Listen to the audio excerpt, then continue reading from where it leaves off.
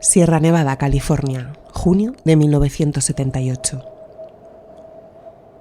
Tras el deshielo, un grupo de motociclistas abre la puerta de un remolque del servicio forestal a 32 kilómetros de donde los 5 de Yuba desaparecieron. En el interior encuentran el cuerpo de Ted Weiher, envuelto cuidadosamente en 8 sábanas.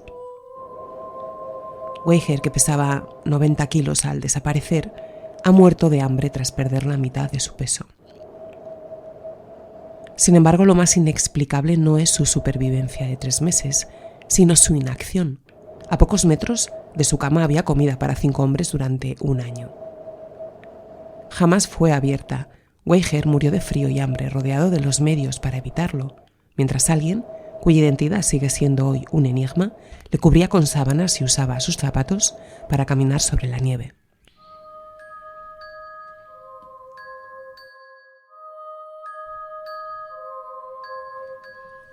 Atención, delirantes, lo que vais a escuchar no es ficción, aunque quizás desearás que lo sea. Soy Macarena Naranjo Agraz y aquí, en Crónica Delirio, exploramos los misterios reales que la historia intenta olvidar. Desapariciones sin rastro, crímenes imposibles, sectas ocultas y delirios humanos que dejaron huella. Ponte cómodo, pero no demasiado. Comenzamos.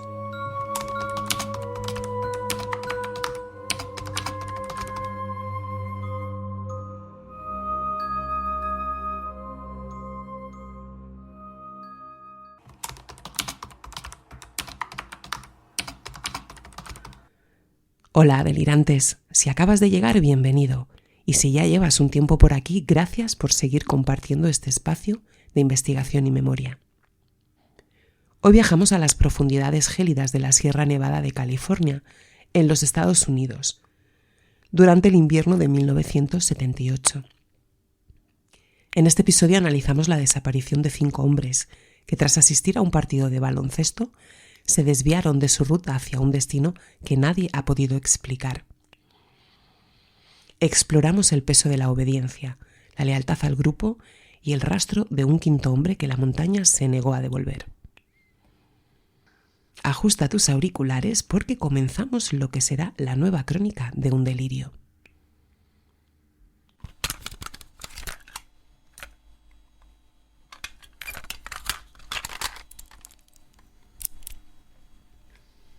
Para entender la tragedia que envolvió a las montañas de Sierra Nevada en 1978, primero debemos alejarnos del misterio y mirar a las personas. En las localidades de Yuba City y Marysville, California, todos los conocían simplemente como los chicos. Eran 5 hombres jóvenes de entre 24 y 32 años que habían construido una vida basada en la lealtad, en la rutina y en una pasión compartida, el baloncesto. Ellos eran Bill Sterling, de 29 años, Jack White, de 24, Ted Weiher, de 32, Jack Madruga, de 30, y Gary Matías, de 25. A menudo el relato sensacionalista de la época los presentó bajo el estigma de la incapacidad, pero la realidad era bien distinta. Ellos eran adultos funcionales que formaban parte de un programa comunitario para personas con discapacidades intelectuales o condiciones psiquiátricas diferentes, y cada uno aportaba algo único al grupo. Jack Madruga, por ejemplo, era un veterano del ejército que poseía su propio coche, un Mercury Montego turquesa y blanco que cuidaba con orgullo. Gary Matías también había servido en el ejército en Alemania, y aunque luchaba contra su esquizofrenia, en el 78 sus médicos lo consideraban uno de sus casos de éxito más destacados, gracias a su estricto tratamiento ambulatorio. Trabajaba en el negocio de jardinería de su padrastro y, al igual que los demás, encontraba en el deporte su mayor refugio. Les unía al equipo local, los Gateway Gators. El viernes 24 de febrero del 78 no era un día cualquiera. Estaban nerviosos, ilusionados. Al día siguiente debían jugar su primer partido en un torneo de las Olimpiadas Especiales, cuyo premio era una semana de viaje en Los Ángeles. Algunos incluso habían dejado sus uniformes preparados sobre la cama antes de salir de casa aquella noche. Antes de la gran cita decidieron hacer un viaje de 80 kilómetros hacia el norte, hasta Chico, para animar al equipo de la Universidad de Davis en un partido contra la Estatal de Chico. Viajaban ligeros, apenas con chaquetas para el frío moderado del valle, sin sospechar que su ruta se desviaría hacia las profundidades del Bosque Nacional Plumas. El último rastro de normalidad quedó registrado a las 10 de la noche en el mercado Bears, en el centro de Chico. La empleada de aquel supermercado recordaría después a aquel grupo numeroso que entró justo antes del cierre para comprar algunos aperitivos, refrescos y cartones de leche. Fue un encuentro cotidiano, casi mundano, pero al salir de esa tienda y subir de nuevo al Mercury Montego, los 5 chicos cruzaron el umbral hacia lo desconocido. A la mañana siguiente, cuando el sol salió y los chicos no estaban en sus camas para ir al torneo tan deseado y tan ansiado por ellos, sus familias supieron que algo se había quebrado en la estructura perfecta de sus vidas. A partir de aquí ya nada es seguro. El coche nunca volvió a casa y se encontró días después en una zona montañosa del Bosque Nacional de Plumas, a más de 70 kilómetros de su ruta lógica.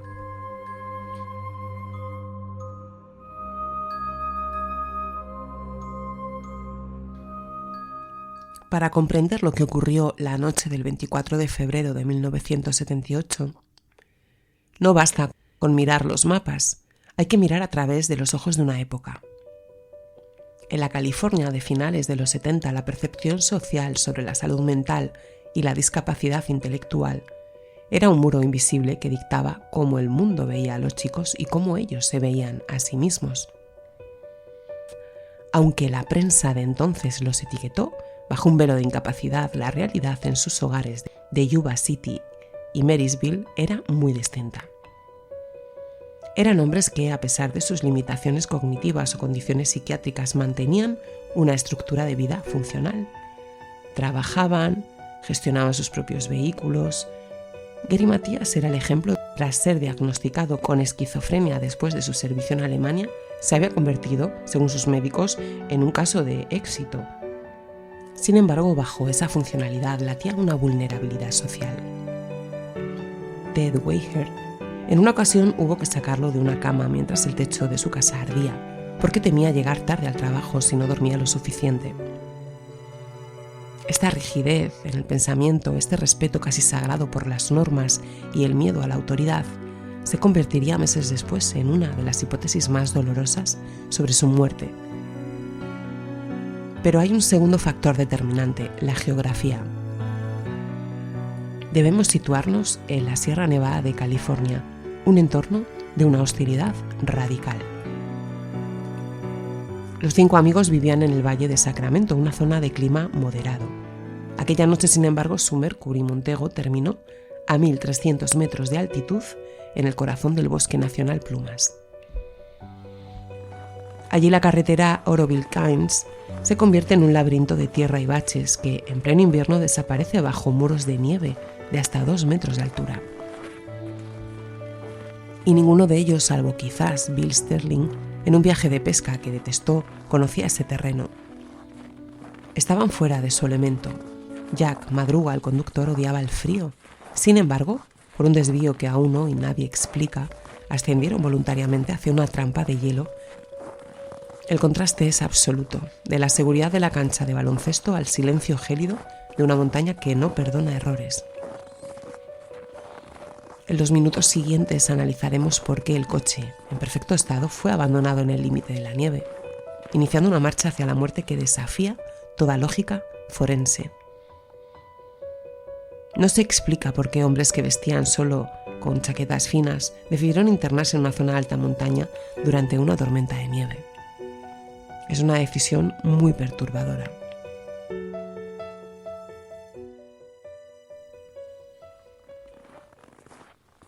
Cuatro días después de la desaparición, el 28 de febrero, el misterio se trasladó del valle a las cumbres. Un guardabosques del Bosque Nacional, tras ver los boletines de búsqueda, recordó un vehículo estacionado en una zona remota de la carretera de Oroville-Kines. Allí, a 1.300 metros de altitud y a 110 kilómetros de distancia de donde habían sido vistos por última vez, apareció el Mercury Montego turquesa y blanco de Jack Madruga. Lo que los investigadores encontraron al llegar no resolvió el caso, más bien lo convirtió en un enigma técnico. El coche estaba allí, varado en la línea de nieve, pero en un estado que desafiaba toda lógica de supervivencia. Analicemos los hechos comprobados por la policía de los condados de Butte y Yuba. Primero, el vehículo era perfectamente funcional, aunque las ruedas habían patinado la nieve. Los agentes determinaron que 5 hombres jóvenes y fuertes podrían haberlo empujado fuera de la capa de hielo sin mayor dificultad.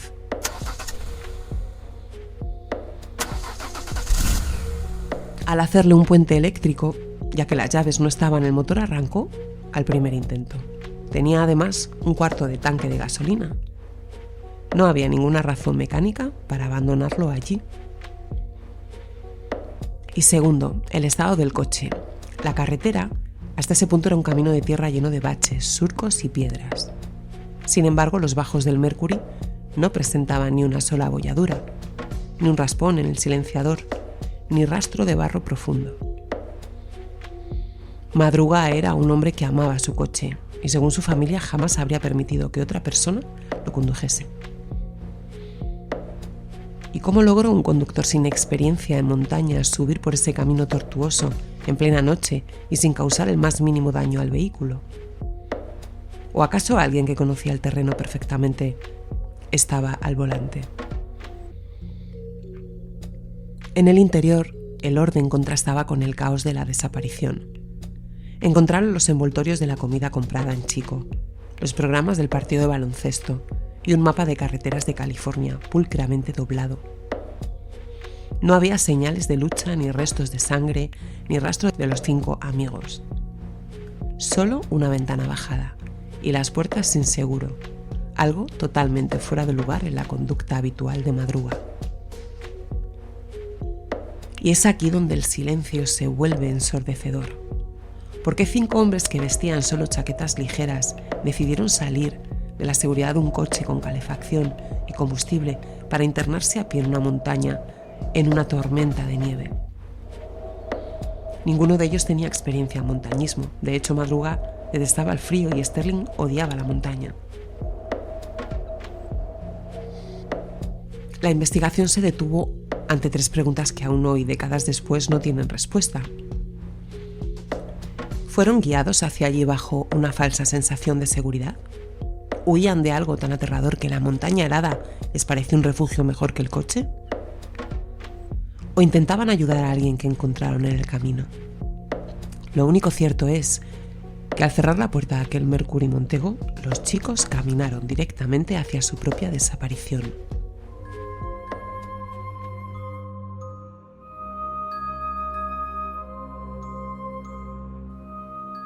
Hasta ese punto, el abandono del coche parece el resultado de una desorientación fatal.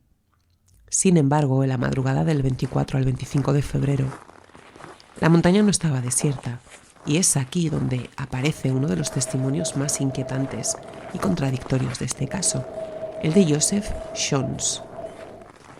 Jones, un residente de Sacramento, se encontraba en la misma zona que los chicos para comprobar el estado de la nieve antes de un viaje familiar a su cabaña. Alrededor de las 5:30 de la tarde, su coche quedó atrapado en el hielo.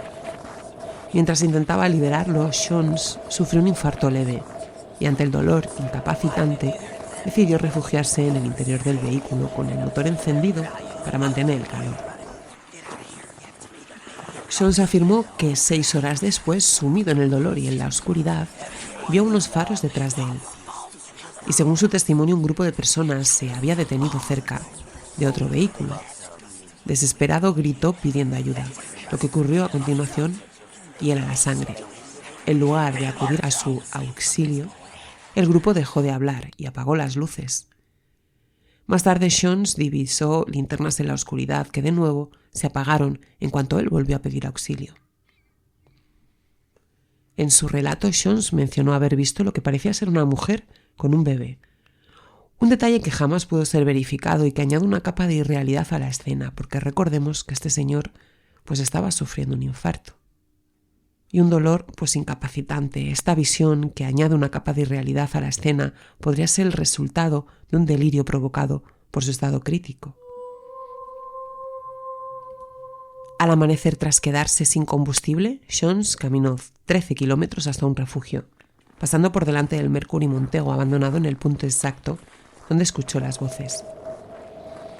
Para las familias de los jóvenes este testimonio resultaba hiriente e increíble. La madre de Ted Weiher fue tajante. Ignorar un grito de auxilio no era propio de su hijo. Recordó incluso cómo Ted y Bill Sterling habían ayudado tiempo atrás a una persona con una sobredosis de medicamentos para llevarla al hospital. ¿Eran realmente los chicos quienes estaban allí esa noche? ¿O el miedo y la confusión, o quizá la presencia de otros, les obligaron a guardar un silencio sepulcral?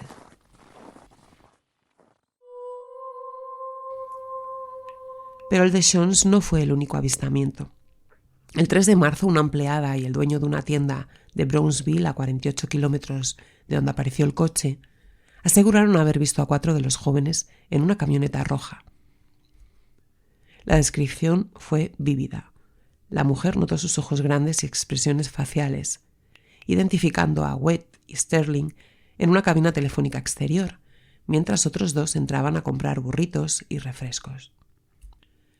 Este testimonio, aunque considerado creíble por la policía, habría más grietas en la lógica del caso. Jack Webb detestaba usar el teléfono, y Ted Weiher rara vez se separaba del grupo sin una razón clara. ¿Cómo habían llegado a Brownsville? ¿Quién conducía esa camioneta roja? Estos avistamientos, lejos de aclarar el camino, dibujan una trayectoria errática. Un rastro de luces que se apagan y vehículos que aparecen y desaparecen en la frontera de la realidad. Lo que nadie sospechaba es que mientras los testimonios los situaban en camionetas y tiendas, la verdadera tragedia se estaba escribiendo en un remoto remolque forestal, a 32 kilómetros de distancia del coche, bajo metros de nieve acumulada.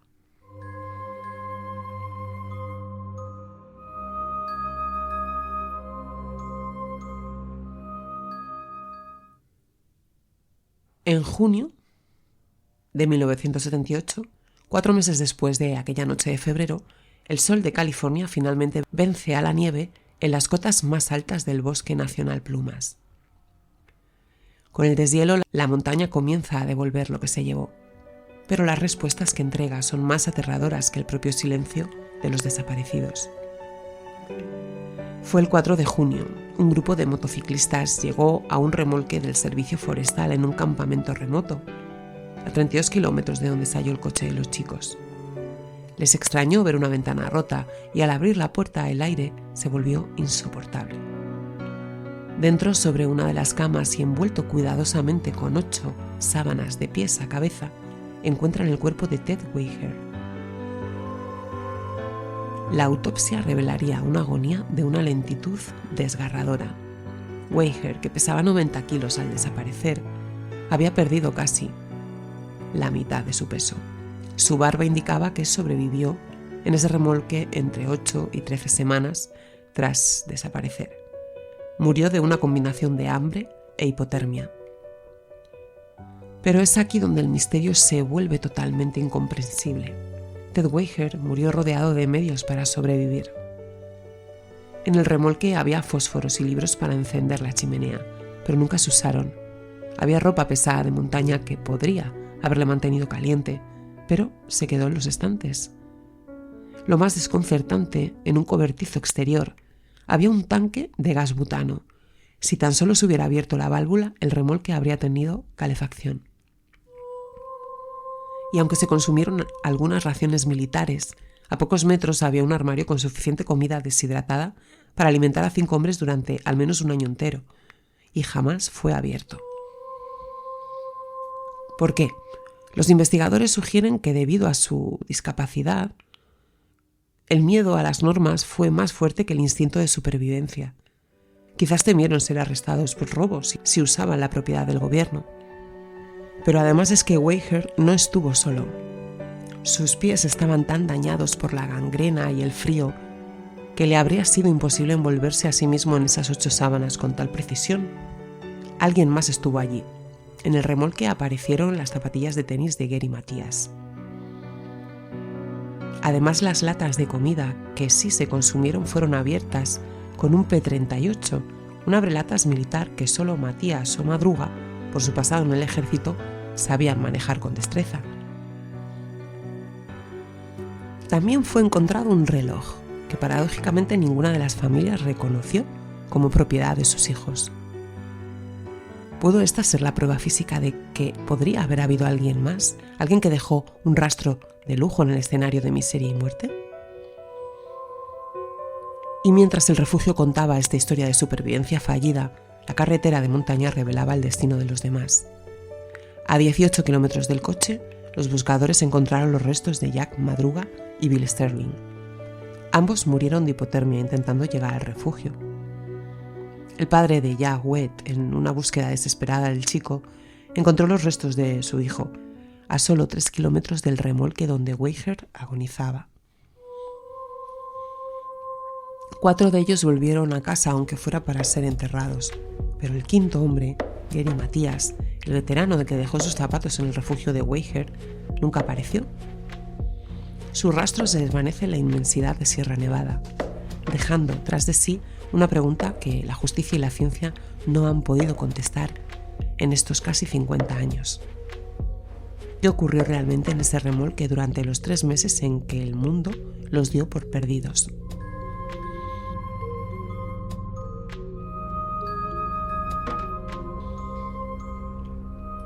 Al reconstruir este caso es inevitable tropezar con una pregunta que incomoda.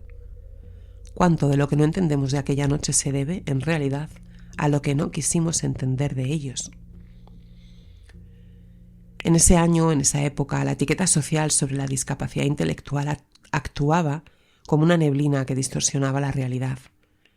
El término los chicos, aunque afectuoso en el seno familiar, escondía ante la opinión pública y las autoridades una presunción de incapacidad que no se ajustaba a sus vidas reales.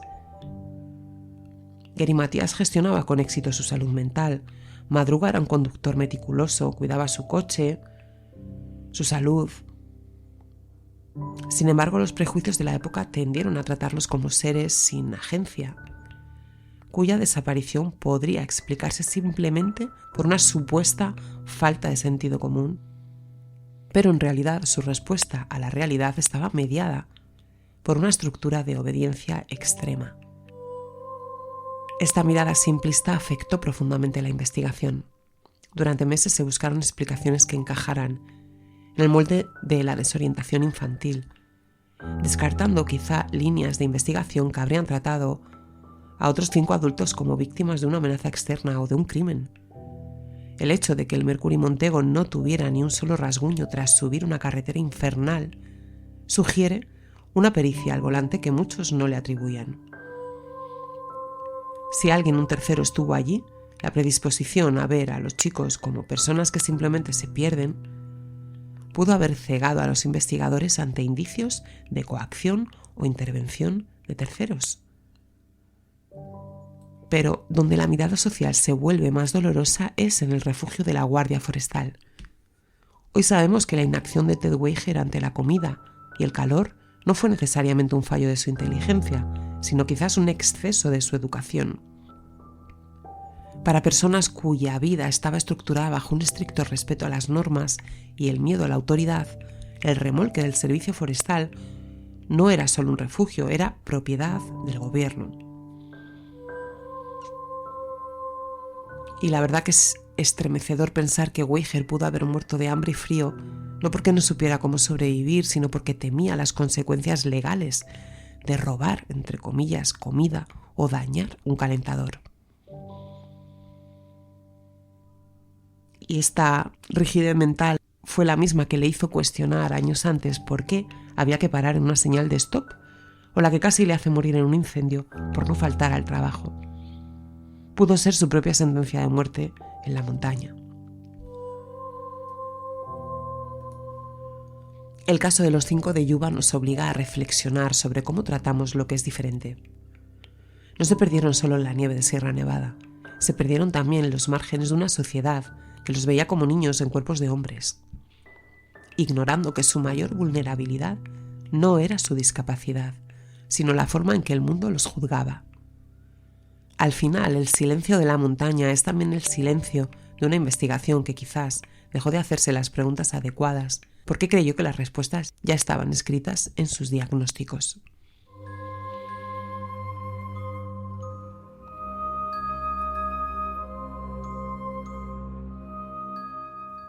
Tras décadas de investigación, el caso de los 5 de Yuba sigue siendo una herida abierta en la crónica negra de California. Las autoridades se enfrentaron a un escenario donde las pruebas físicas y el comportamiento humano parecen entrar en una colisión imposible. Como guionistas de esta realidad debemos estructurar las hipótesis finales, no como respuestas, sino como los ejes de un misterio que se niega a ser resuelto. La primera pregunta que asalta a cualquier investigador es qué hacían en esa carretera de montaña. Una de las teorías más sólidas apunta a que Gary Matías tenía amigos en la pequeña localidad de Forbestone. Se cree que en el viaje de regreso a casa, tras el partido en Chico, el grupo pudo tomar un desvío equivocado cerca de Oroville. Este error los habría colocado en la carretera de Oroville-Kinsey, una ruta que en lugar de llevarlos al valle, los condujo directamente hacia las cumbres nevadas del Bosque Nacional Plumas. Sin embargo, el estado impecable del coche sugiere una conducción extremadamente cuidadosa o la presencia de alguien que conocía muy bien ese terreno. Si hubo coerción o amenaza, el silencio de los jóvenes ante los gritos de ayuda de Joseph Jones esa noche cobra de nuevo sentido. No fue falta de empatía, sino posiblemente una respuesta de parálisis ante una amenaza externa que las fuentes no han podido identificar, pero que el testimonio de las luces y vehículos en la zona alimenta.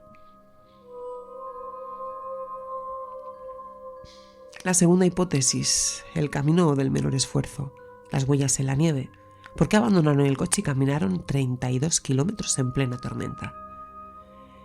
La investigación reveló un detalle técnico crucial. El día anterior a la desaparición, un vehículo Snowcat del servicio forestal había pasado por esa carretera para limpiar la nieve del techo del remolque. Y es muy probable que los 5 chicos, al verse atrapados, decidieran seguir las huellas dejadas por esta máquina pesada a través de muros de nieve de casi 2 metros. En su lógica, esas huellas debían conducir necesariamente a un refugio cercano. Lamentablemente, Madruga y Sterling no resistieron la marcha y fallecieron por hipotermia a mitad de camino. Una tercera hipótesis es la paradoja de la autoridad y el miedo a la norma. Y esta es quizás la hipótesis más dolorosa desde nuestra mirada social. ¿Cómo es posible que Ted Weiger muriera de hambre y frío en un refugio provisto de calefacción y comida para un año? Los investigadores sugieren que una vez dentro del remolque y tras romper una ventana, el peso del orden social se impuso. Y debido a su diversidad, es muy probable que Weiger y Matías experimentasen un miedo paralizante a ser arrestados por robo o allanamiento de una propiedad federal. Y Weiger, conocido por su rigidez ante las normas, pudo haber decidido no tocar los suministros oficiales del gobierno, prefiriendo la inacción antes que la transgresión. En cuarto lugar, la sombra de un tercero y el testimonio de Jones. No podemos ignorar la posibilidad de que no estuvieran solos. El testimonio de Joseph Jones, quien afirmó ver un coche con un grupo de personas y a una mujer con un bebé en el mismo lugar donde apareció el Mercury Montego, introduce una variable inquietante. El hecho de que las luces se apagaran cuando Jones pidió ayuda ha alimentado por años la sospecha de que el grupo podría haber estado bajo coacción o huyendo de un encuentro hostil que les obligó a internarse en la montaña para salvar sus vidas. Y finalmente, la hipótesis sobre el destino de Matías, el quinto hombre. Sus zapatillas de tenis fueron halladas dentro del remolque y las latas de raciones militares fueron abiertas con un P-38, una herramienta que él sabía utilizar perfectamente. Y según estos hechos, se especula que tras la muerte de Weiher, Matías intentó una última huida desesperada a pie hacia la civilización, llevando quizás puestos los zapatos de su amigo muerto. Sin embargo, el bosque nunca devolvió sus restos, dejando su paradero como el último silencio absoluto de esta historia. A menudo también se especula con que Gary Matías sufrió un brote psicótico al no haber tomado su medicación y que el grupo lo siguió por lealtad. Sin embargo, sus médicos lo consideraban un caso de éxito destacado entre sus pacientes. Atribuir la tragedia únicamente a la esquizofrenia de Matías simplifica mucho el caso. Sociológicamente debemos preguntarnos por la dinámica del grupo.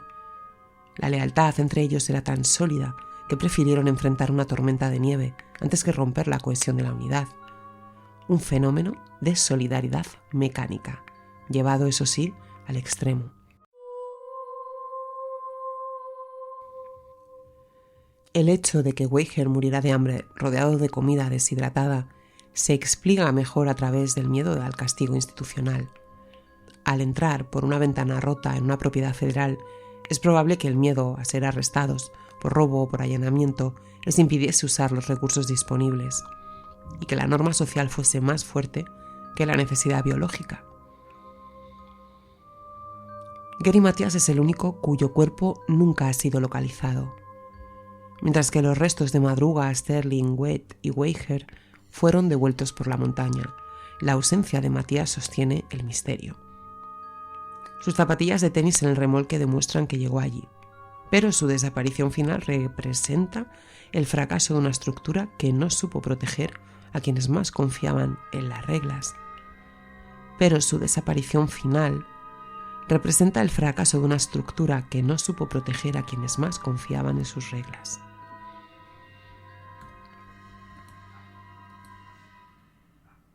Este caso no es solo un misterio de montaña, es un espejo de cómo la sociedad estructura la obediencia. Los chicos no murieron por falta de inteligencia, sino por un exceso de respeto a un sistema que incluso en su agonía seguían percibiendo como una autoridad superior a su propia supervivencia.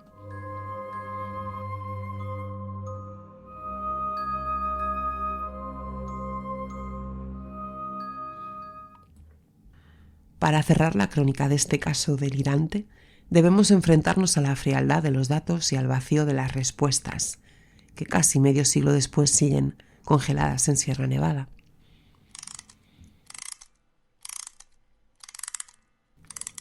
La historia de los 5 de Yuba no es solo un misterio de true crime, es una mirada social a la vulnerabilidad de quienes viven en los márgenes de la normalidad. La montaña devolvió los restos de 4 hombres que solo querían ir a ver un partido de baloncesto, pero se quedó con la verdad de Gary Matías y con el porqué de su último desvío. ¿Fue el miedo a la autoridad lo que impidió a Ted Weiher a ver la comida que tenía tan a mano mientras moría de hambre? ¿O fue la lealtad inquebrantable a sus amigos lo que los mantuvo unidos en una marcha suicida de 30 kilómetros por la nieve? Y lo más inquietante de todo, si Gary Matías no murió en ese refugio, ¿quién fue el que envolvió a Ted Weiher en esas 8 sábanas antes de desaparecer para siempre en la oscuridad del bosque? En las noches de invierno en Sierra Nevada el viento sigue susurrando una pregunta para la que no tenemos respuesta. ¿Qué fue lo que realmente vieron los chicos antes de apagar las luces y caminar hacia el olvido?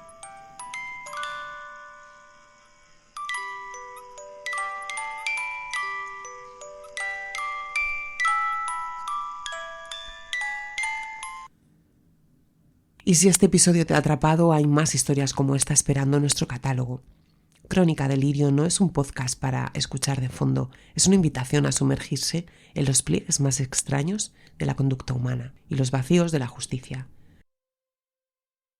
Si acabas de llegar, te invito a explorar nuestro archivo. Y si ya llevas un tiempo por aquí, gracias. Sígueme en tu plataforma de audio favorita y entra por donde quieras. Gracias por acompañarme en este nuevo misterio. Nos escuchamos en la próxima Crónica del Delirio. Adiós.